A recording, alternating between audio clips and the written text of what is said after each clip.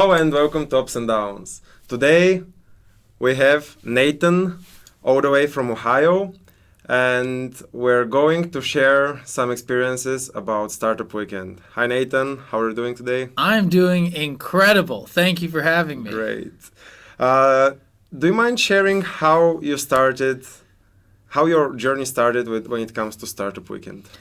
Yeah, my entrepreneurship journey was something that I always felt like it was a very figurative thing.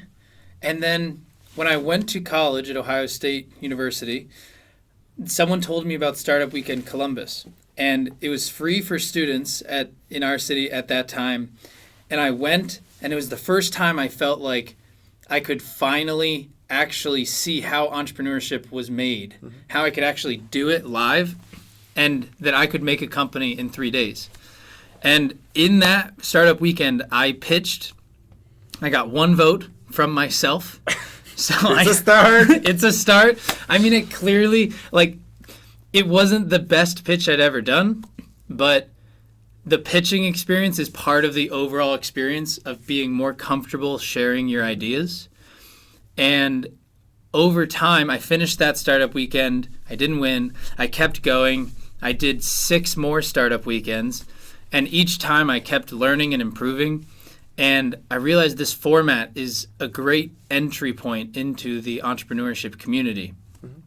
And I wanted to be part of that. So now I facilitate many of the Startup Weekends. Great. Thank you very much for coming all the way to Finland, Oulu. Yeah, it's been great 2.5 days. And yeah, we are almost...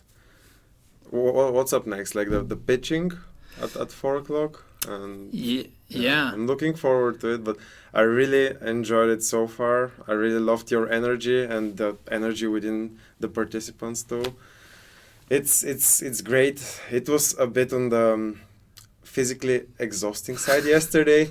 It was on the customer validation part. We really liked it, but yeah, just convo after convo after convo. And at the end of the day, I was like, oh, finally, I'm sitting at home. Okay. And then, 5 minutes later, I'm again here.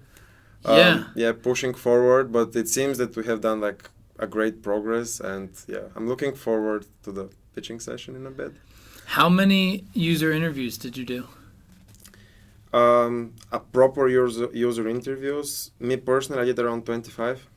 Nice.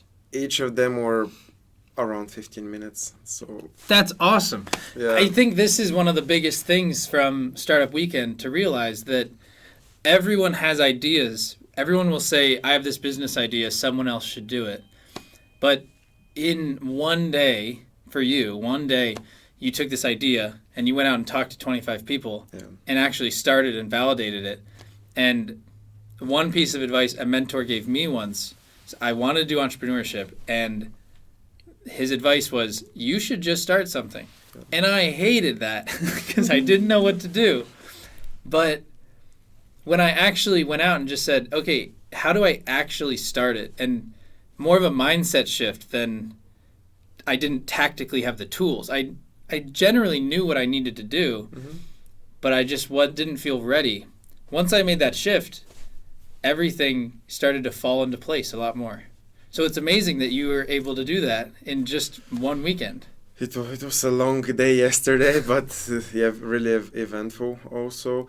I had another question. You're a 3 times founder, also a full-time public speaker, workshop leader. To start with, so regarding the card game, where did the idea came from? Do you mind sharing a bit more about it? As I really enjoyed it. I saw it on socials first, and then when we played it on Friday night, I really think that it's a great it's a great game when it comes to generating ideas and then pivoting in the same time. It was very funny. Yeah, so the card game is essentially you take an adjective and a noun and put it together, and that forms the name of your business idea. And then after you pitch, there's often these question cards that come out.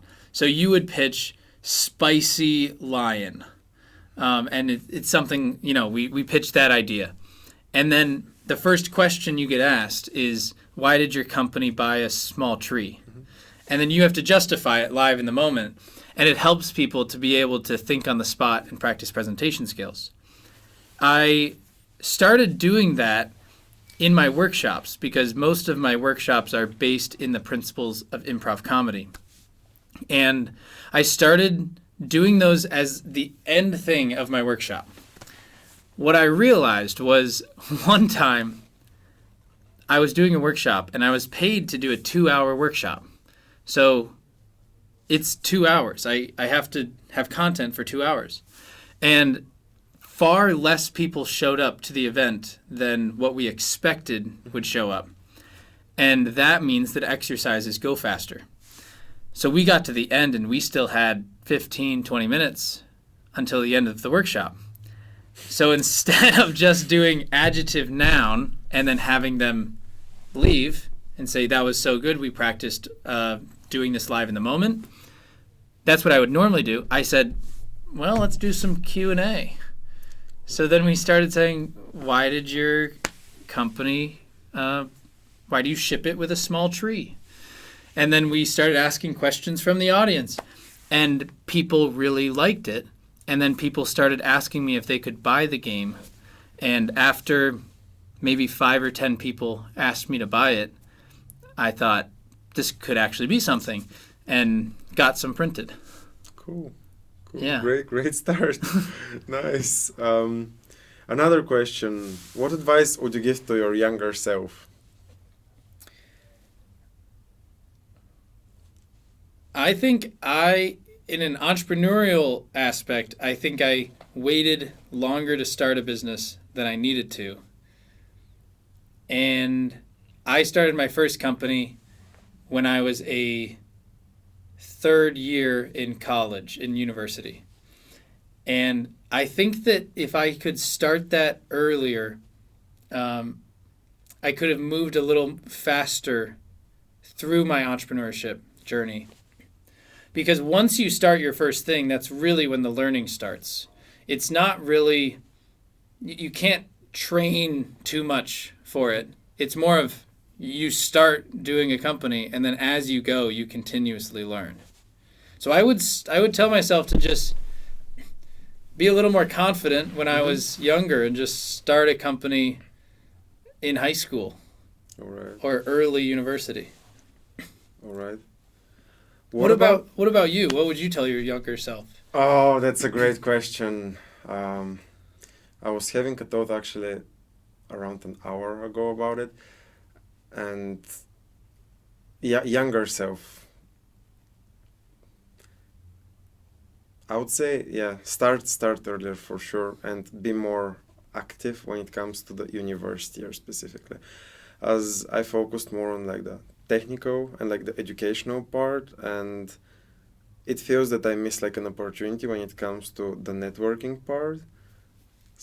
I had like a different mindset then, and it's normal, but this is something that I would love to have done more of. Mm-hmm. Yeah, that's awesome.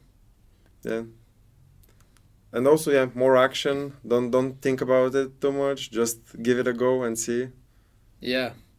Yeah, I mean, I think a lot of it is we're preparing for, we say if we get all of this education, then we won't fail. And if we keep trying and learning, then if we just keep getting education, we won't fail. But ultimately, you need to have some experience in the world to realize what education is going to do for you, especially at a higher level. I feel like for improv in particular, when I was auditioning for these performance groups, my first audition, I had never done improv before. And then I started taking classes, and I'd audition again, and then I'd take more classes when I didn't get in. And I'd audition again, and the same thing would happen. And I auditioned 7 times before I got in. Okay. But each time I went and took training, I had a goal that I could view my training through. So it wasn't I was building these random skills, but I was building these skills so I could do well in this setting. And it helps frame the education a lot. Thanks for sharing that. And one more advice that it's more on the personal note. What advice would you give to someone that wants to start facilitating, let's say, workshops or like push harder on like the public speaking aspect? Yeah, there are a lot of resources if you want to do more public speaking. There's Toastmasters International. Yeah. There is a club in Oulu, actually. That's great. Yeah, go to that. That's a great one. If you want to do it professionally, I think there are a couple ways. A lot of business networking groups have free places. Mm-hmm. You would just go and do it for free. You might be able to speak at a university on your subject area for free. What I did was I wanted to start a company. It was a Thursday, and I sent a text to a group chat that had 30 to 40 people in it and said, I'm doing a workshop on Saturday. Who wants to come? I'm going to do improv-based things. And I wasn't sure anyone would say yes, so I didn't plan anything. And then we started getting RSVPs, and we had 5 or 6 people RSVP. And then I had 2 days to figure out, what does an improv workshop look like? Okay. Improv for communication skills. What does that look like? And then you're just thrown into it, and you have to figure it out. So I would say we don't need to spend a ton of time thinking about it, because I think 0 to 1 is the hardest journey. So if you can just get to 1 as soon as possible, it's a lot easier to iterate once you have something you've already done. Even if you know that first one probably won't be your best work. You should try to make it your best work, but it's going to be hard because you haven't done it before. Also, on the personal note, like a few weeks ago when I had to facilitate the AI hackathon, I had no idea how to facilitate a hackathon. It's like a similar format like Startup Weekend. And then again, Googled it, found out, got a great talk with Jason. He gave me valuable advices. And I think maybe after the first 2 minutes, the stress, everything was behind my back, and I really felt the energy, fell in love with it, and got positive and constructive feedback also from it. So now I'll be leading a networking workshop for like an accelerator program in a city, La Peranta. So let's see how it will go. I'm a bit worried. Again, I haven't done it. I've prepared like a deck. I have a rough structure. I'll give my best. But if you have any advices like on what to include or what not to include, I'll go like personal stories and like have on mine like 1 or 2 interactive activities, so to say, with the audience. Yeah, I mean, if you talk to professional speakers, each one will give you a different number, but ideally we should have audience interaction every couple minutes. Mm-hmm. Each professional speaker will have a different number, but that could be people raising their hands. It could be an activity. It just could be some way that they're interacting with you, so it's not just a lecture. I personally really like experiential workshops where we bring people in to the experience. So for our validation workshop yesterday, we explained how to validate and where you can go, and then we had everyone write down, where are you going to go? What questions will you ask? And it makes it a little more tangible. Mm. So I would say try to do that for networking events. Okay. Because I think a lot of people are stressed about, where do I go for networking events? They just don't know where they are. Another common problem I hear is that people are stressed when they don't know how to start a conversation at all, like walking up to someone. My favorite tip is just hang out by the food. Okay. There's always people there. I gotta know that. But then also, I think people are really stressed to answer the question of, what do you do? And at least in the US, that is a very common first question. You walk up and someone says, oh, I'm Nathan. Oh, Nathan? Great. What do you do? And then you have to be able to give a very short pitch that's interesting enough for them to actually engage and respond.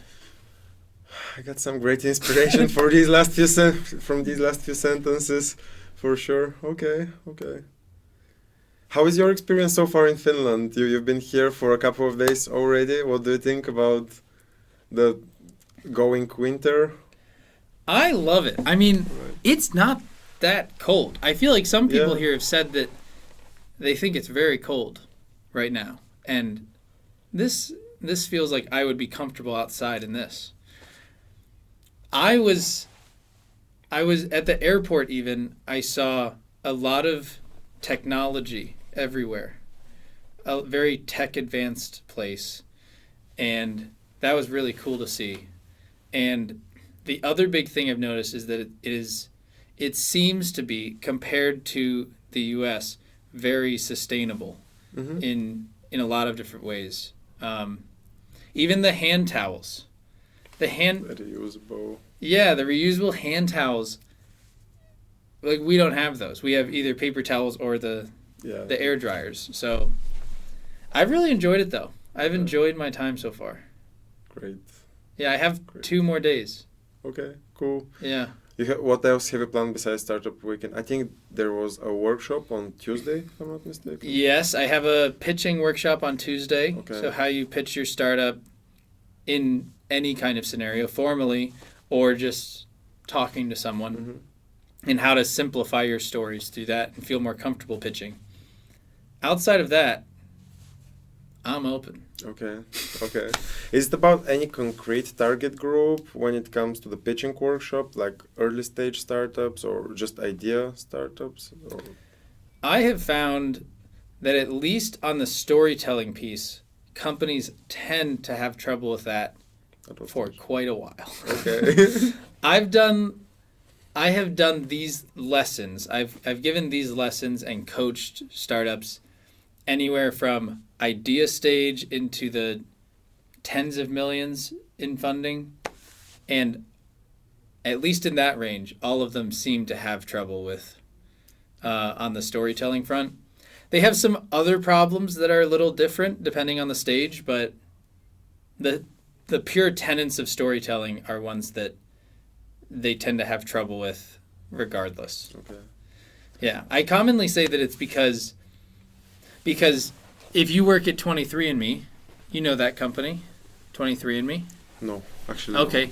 Well, if you work at like a very sciencey place,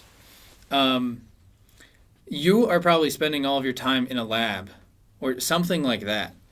And as a user, we don't care too much about what you do in the lab.